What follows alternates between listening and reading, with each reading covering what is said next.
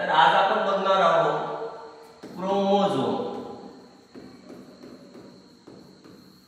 तर क्रोमोझोम हे दोन प्रकारचे असतात, एक असते होमोलॉगस क्रोमोझोम, एक असते नॉन होमोलॉगस क्रोमोझोम, ज्याला की आपण हेटेरोलॉगस क्रोमोझोम म्हणतो, हेटेरोलॉगस क्रोमोझोम म्हणतो। तर होमोलॉगस क्रोमोझोम म्हणजे काय, तर क्रोमोझोम या दोन्ही क्रोमोझोमची जे लेंथ आहे त्यामध्ये असलेले जे जीन आहे ते जीन सेम असतील, सेम लोकेशन वर असतील, सेम लोकेशन। त्यानंतर टाइप ऑफ जे जीन आहे ते सेम असतील आणि मॅटर्नल साइड आणि पॅटर्नल साइड वर जे दोन्ही जीन असतील ते सेम असतील, त्यांची लोकेशन सेम असेल, तर अशा टाइपच्या क्रोमोझोमला आपण होमोलॉगस क्रोमोझोम म्हणतो।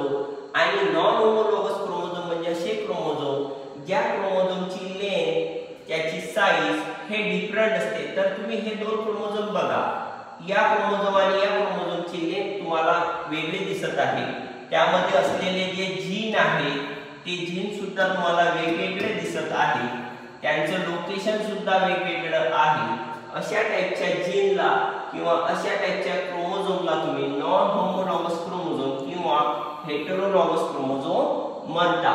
तर क्रोमोझोम मध्ये सेंटरला जो असतो त्याला आपण सेंट्रोमियर म्हणतो आणि त्याला जे दोन आर्म आहे, प्रत्येक क्रोमोझोमला दोन दोन आर्म आहे, या दोन आर्मला आपण नॉन सिस्टर क्रोमॅटिड आणि जे स्वतःजवळ जे दोन आर्म आहेत त्याला आपण सिस्टर क्रोमॅटिड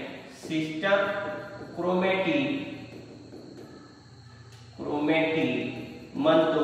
तर जे साइडला असतात म्हणजे मॅटर्नल साइड आणि पॅटर्नल साइडचा एक एक क्रोमॅटिड ज्याला की आपण नॉन सिस्टर क्रोमॅटिड म्हणतो। अशा प्रकारे आपण होमोलॉगस, नॉन होमोलॉगस ज्यालाच आपण हेटेरोलॉगस क्रोमोझोम सुद्धा म्हणतो।